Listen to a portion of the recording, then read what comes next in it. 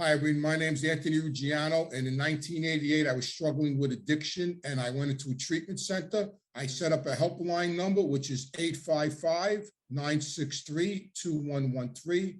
That's 855-963-2113. That number, phones will be manned 24 hours a day, 7 days a week. So if you're struggling with addiction, or you know someone that is struggling with addiction, please call that number and let me help.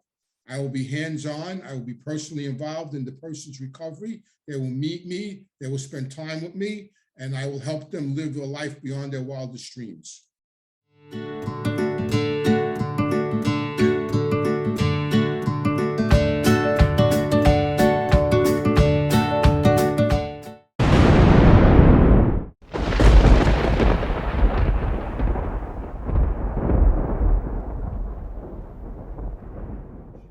Hi, my name is Anthony Ruggiano, and I want to welcome everybody to Reformed Gangsters. And I have a special guest today, a former FBI agent, Vincent Dagastino, and I want to welcome to the show. And it's going to be kind of fun because, you know, every time I was around FBI agents, they usually put handcuffs on me. But now I'm going to have a conversation with one. Welcome to the show. Thank you. Thanks for having me. Yeah.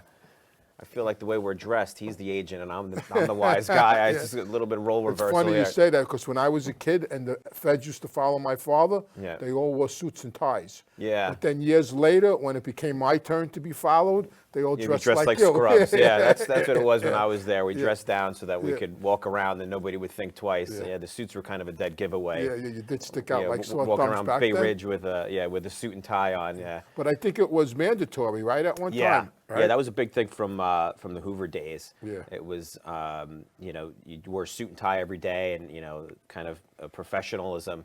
But it really, you know, that's why I also hated undercover work, you know, but it really didn't work for street crime because, you know, the people we were investigating didn't dress like that. So if you went out, especially if you're looking to ultimately maybe flip somebody, you know, how do you approach them when you're wearing a suit and a tie? It's much easier if you're dressed casually. Right. And so I loved it because I hate dressing up. I just hate it. Yeah. So what actually did you do for the FBI? I think you were involved with the Columbo family, actually. Yeah, I was on Squad C-38, which was the Columbo La Cosa Nostra family. So I was there from 2004 to probably around 2012. So you had already amassed a Wikipedia page, I think, at that point. Yes, by the time I did. landed there, Yeah. so you were very active way before I got there. But it's amazing because, as you know, with organized crime, those cases never really closed. No. Like people talk about how many cases you worked as an agent, and on organized crime, I don't know, maybe it worked like 10.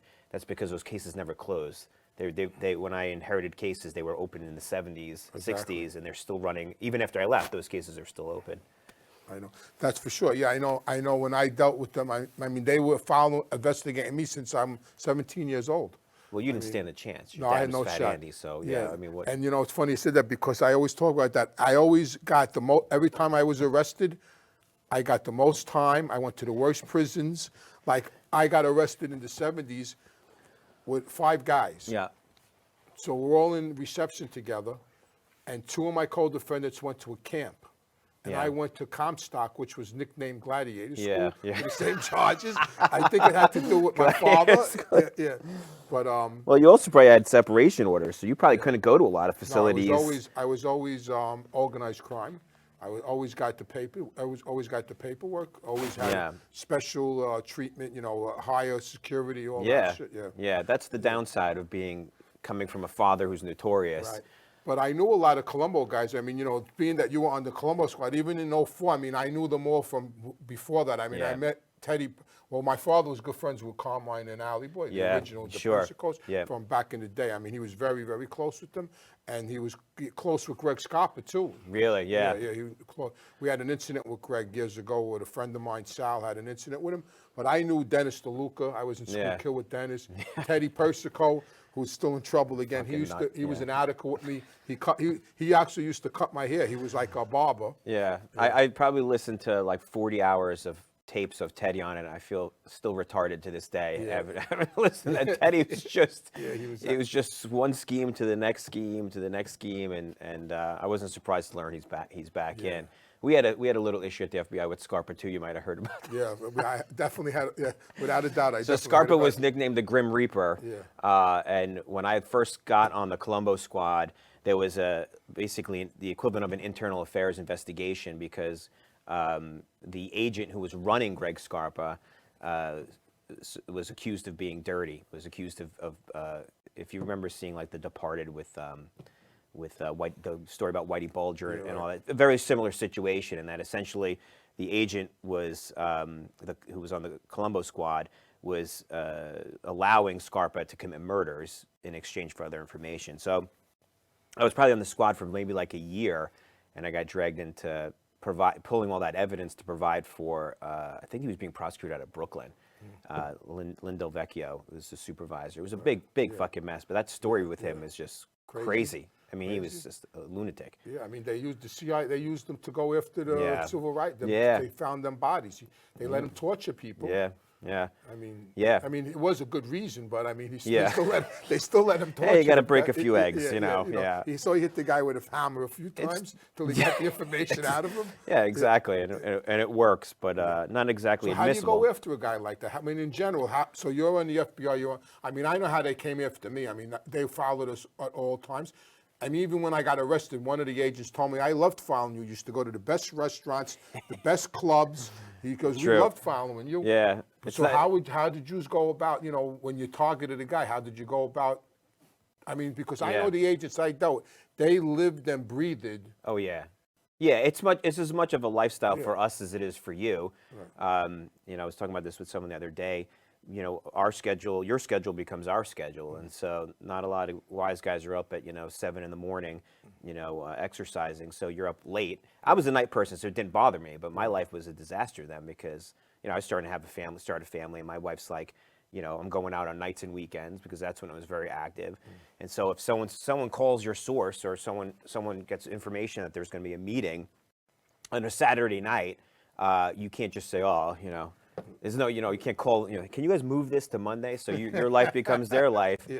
And so the way you target people, because when I first got on the squad, honestly, the Columbo family was really strong back in 2004, in part because there was such disarray on the Columbo squad, in part because of the Gregory Scarpa fallout. Right, so the squad itself had all this turnover at the supervisor position. The agents there would go in, they'd go out. They really... There was a lot of confusion, which benefited the people we were investigating because the more confused the squad is, the more dysfunctional the squad is, the better it is for them. So when I got there, we had picked up a new supervisor, an Irish guy named Seamus McIlerney. I'm sure you've crossed paths with him, redheaded guy. Yeah. He's always yelling. But he had his shit together. It was very organized.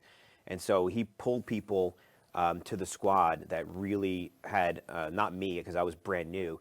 And so our sources in the beginning were like these low-level guys going to social clubs.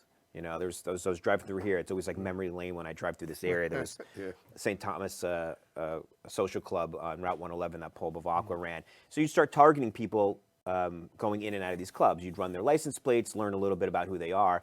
And if you can get those people who, as you know, a lot of people go into social clubs. It's not like the movies.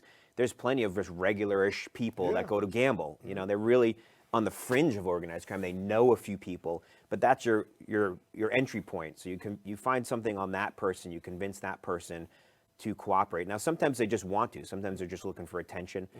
And you start to wire that person up, and then they start producing tape. You start listening to the tape.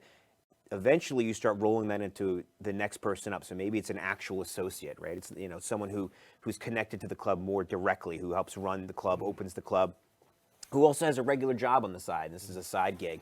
And you're looking for weaknesses, right? You're looking for people who have been in prison who don't want to go back. That was for me my bread and butter. It's people who had served time who I knew they just didn't have the heart to go back. Which was a misunderstanding a lot from wise guys. They said, well, he's stand-up because maybe he did 15 years. Yeah, but look at the other side. He did 15 years. He's probably not interested in going back, right? And his life is very different now than it was 15 years ago. So we would start to look at those people, and it's a long game. You were mentioning somebody out in the green room before we came in that had cooperated, that wasn't a cooperator, was there. Yeah, Dennis. Yeah, DeLuca. Dennis. Yeah, that's a long game, right? Those are people that you're looking at for years and years, sometimes decades. And as an agent, you want to make sure you have a relationship with these people, that you're not disrespectful, so that if they're thinking about cooperating, that they're not going to not do it to spite you. You know what I mean? Like personal feelings are come into play.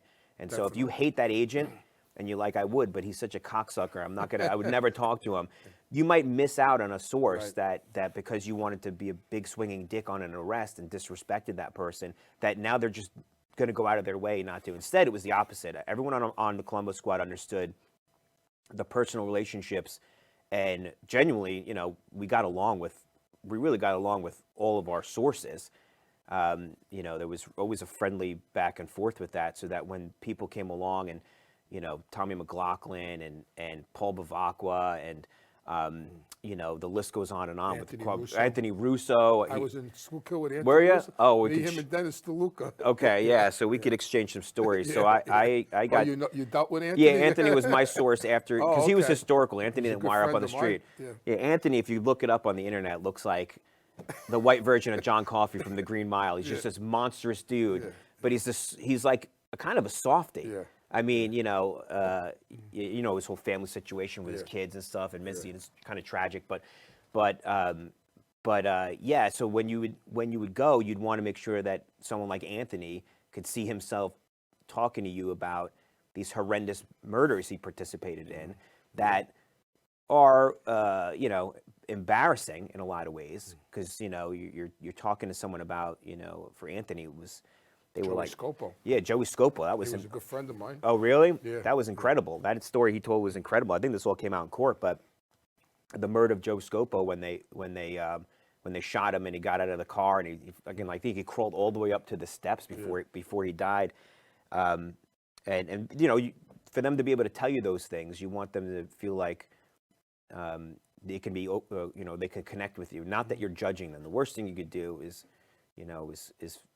I'm sure you experience this as you talk to people, is you want to feel comfortable that they're not really judging you on it, because then you're going to be more open about what information, and you're not going to lie or embellish to make yourself look better, in those situations.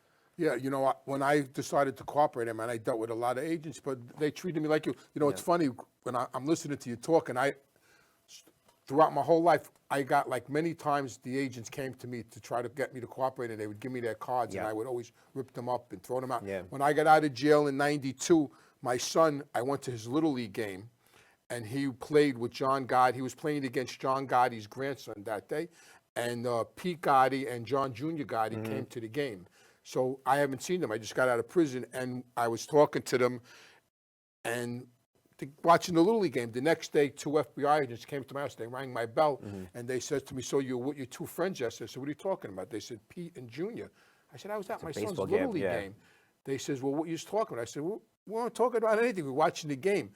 So one of the agents, back then, you guys had a lot of money. Before 9/11, exactly. you had Oh, carte yeah. blanche. Yep. After 9/11, Yep. the money flow stopped. It went with right to organized crime, right? counterterrorism. But back then, Yep. they would give. The guy says, "How does it?" He said, "We have a room full of money. How does 1,000 a week sound?" Yep. So I said no. I said, of course, and they left.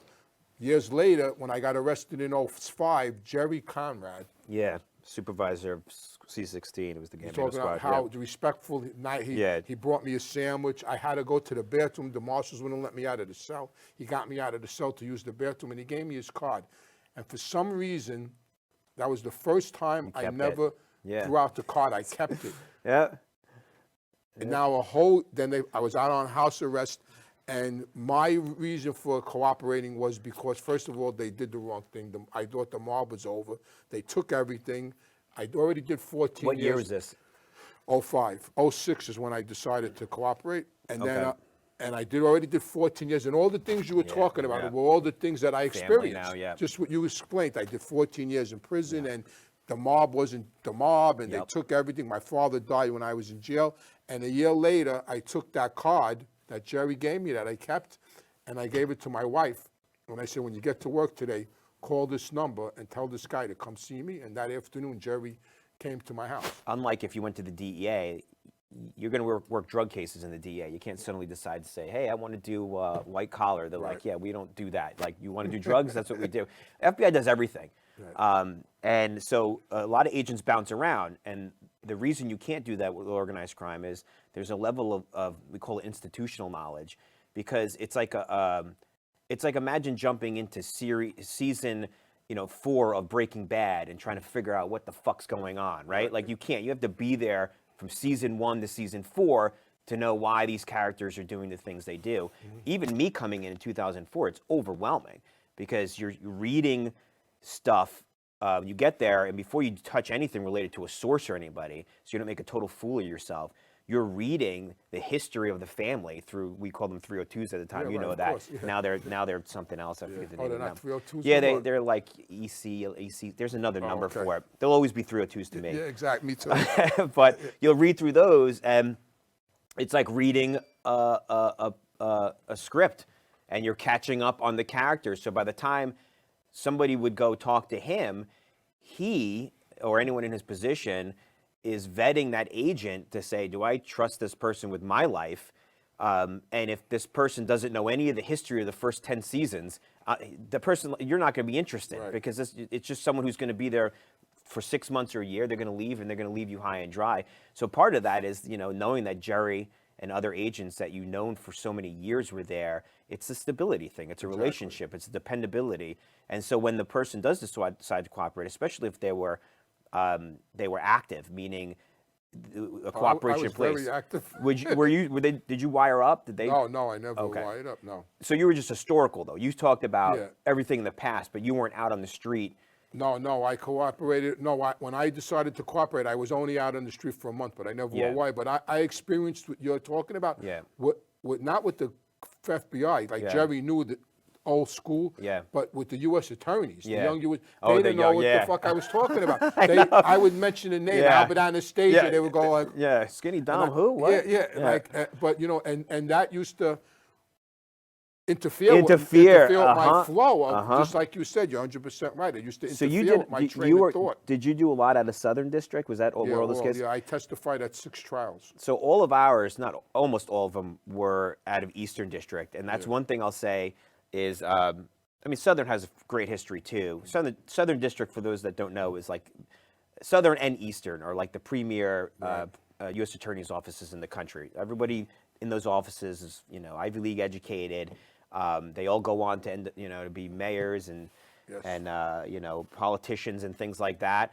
And they legitimately deserve the reputation. They are like nonstop. Those people are like nonstop. But again, you could take someone from Harvard and throw them in. It doesn't mean suddenly they're going to pick up an organized crime case and understand it or know it. So Eastern District, in my opinion, when it came to organized crime, we had some AUSAs, Assistant United States Attorneys, that have been doing it for equally long time. So it's amazing when you have AUSAs that know what you know. Like you said, it makes cooperation, it makes all of that so much easier because they see how the pieces fit together, and you don't have to explain it and say, okay, these are the 8 things that happened before we got here, and they get it. But they did a great. Both districts do a phenomenal job.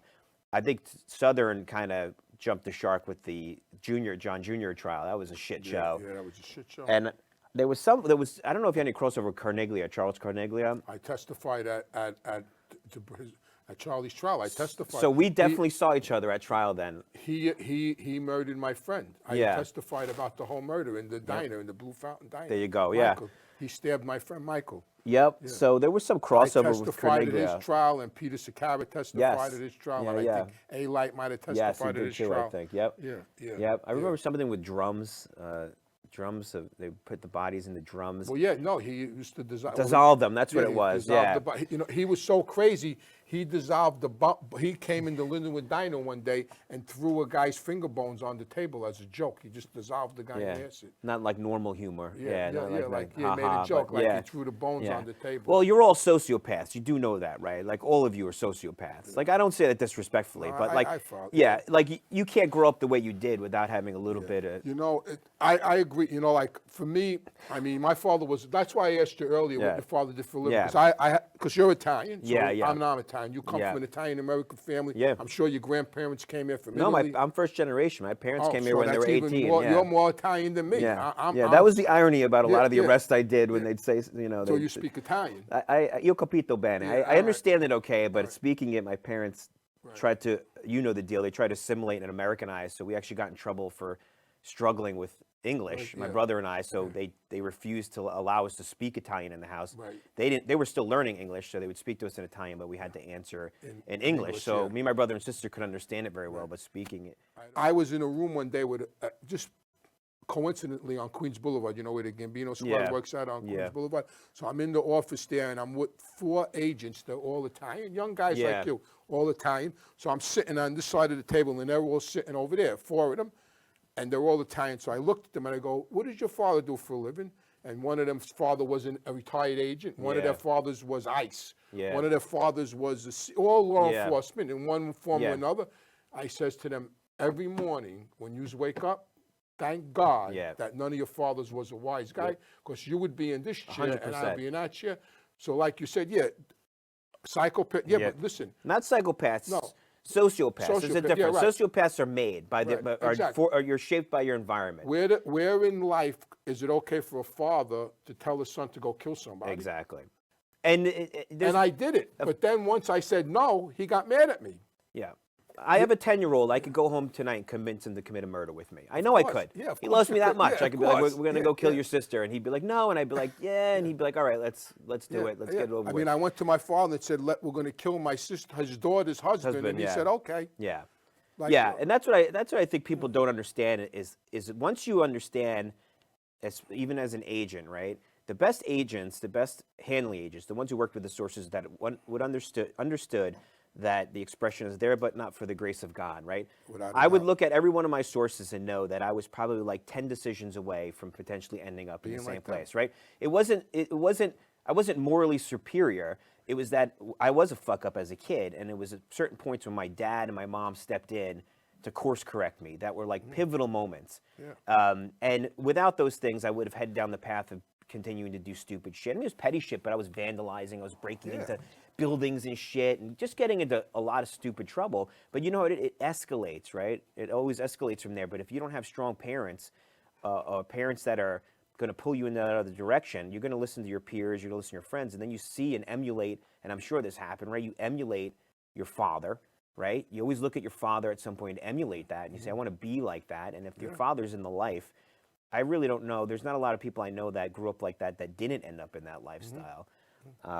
And you're lucky you're not dying in prison. That's I mean, with the history that you've been through, you're lucky you're not dying in prison. You're lucky that you realized it at some point. I was on that path, and For then, sure. and then I realized, you know, my father, he just believed in it. I mean, he thought he was right. I mean, you know, I don't fault him. You know, that's what he saw. He believed in the mafia. That was his. He believed in it. He loved being a gangster, and he thought he used to tell me, when I got into the life, he used to tell me, don't ever feel sorry for the public, no matter what we do, no matter how much we fuck the public, don't ever feel sorry for them, because they deserve every fucking they get for voting for these people.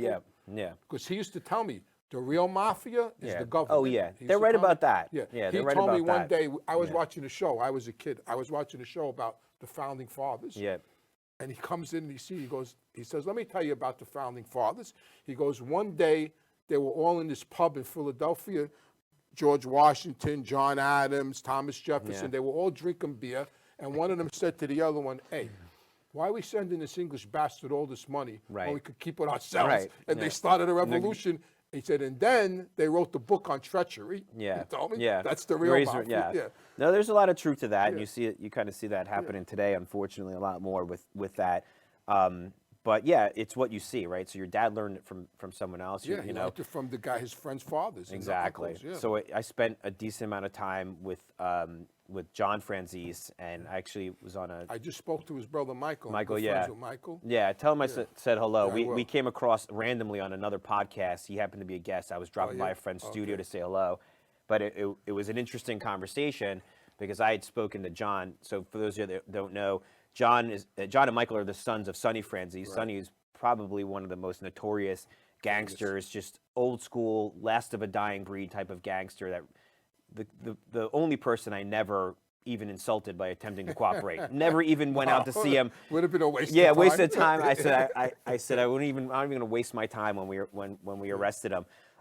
But John talked about that a lot. Even during he testified against his father, and Michael was there with his wife Tina, and in support of his dad. I understood that. But John talked a lot about this, I believe, on the stand as well. But I know behind closed doors is just, in hindsight, the feeling of growing up when Sonny is your father and the attention you get from others in your neighborhood. It's a really dangerous thing for someone whose brain hasn't fully developed. An adolescent who's just growing up is being made to feel like, somebody who is getting more respect than they actually should get, right? When you're that young and someone's throwing respect your way because of what your father's done, it can go to your head very, very quickly. And then, of course, it leads him into this lifestyle that his father was fully supportive of for both of them. And it leads to drug abuse. It leads to, almost like a Greek tragedy would end up happening to Sonny's family. And it was powerful when he testified at trial. When people say, how could he testify against his father? John used to say, I'm really testifying against this lifestyle. Because I think, and this goes back to the FBI thing, which is kind of weird. At some point, people can get disillusioned and they can say it's not what it used to be. And not that, but you can say what you want about organized crime in the pre-John Gotti era and the post-John Gotti era. It's different. It's very different. And for a lot of people like you that were there for that crossover, the glory days, you could very easily look at this and say, I don't feel like I'm betraying Omerta because this isn't what I signed up for, essentially. This has changed into something that's very different. And believe me, there was actually, I was joking when this started, there's people in the FBI that feel similar, like people that have been around for a very long time that see what's happening now, that feel very similar, that are like, this is not what I signed up for in this thing. So if there's any wise guys out there looking to cooperate FBI agents, now's the time, in my opinion. Morale's at an all-time low. No, I agree 100%. It's not. I don't even know what they do. I don't even think they're criminals. Yeah. I mean, I committed more crimes in a day than these people committed in their whole lives. I mean, I had chop shops, stolen car rings, banging out credit cards in one day. I don't even know what these kids do today. Who are they straightening out? Or what are they on Instagram, social media? I mean, who's getting made? I mean, it's all cyber. And John, I know you're right. It's a Greek tragedy. I know John. I used to go visit. Sonny was very tight with my father. Yeah. I mean, Really? Very, very tight. Sonny, my father had a choice. He could have went with Sonny or Charlie. He chose Charlie. He liked Charlie better. I don't know. But we used to go visit. My father and Sonny were in Petersburg together, and they were in Allenwood together, and we used to meet and go visit our fathers together. Me and John. His sister overdosed and died. Yeah. I mean, and I agree with him 100% because that's what. I experienced the same thing he experienced. I would go to the corner when I was a kid, and I would hear all the older guys going, "That's Fat Andy's son." And I was getting all this respect that I didn't even know why. But I knew it gives you a high. And then as I figured it out and learned who my father was and what he was involved in, I was like, "Oh, this is great."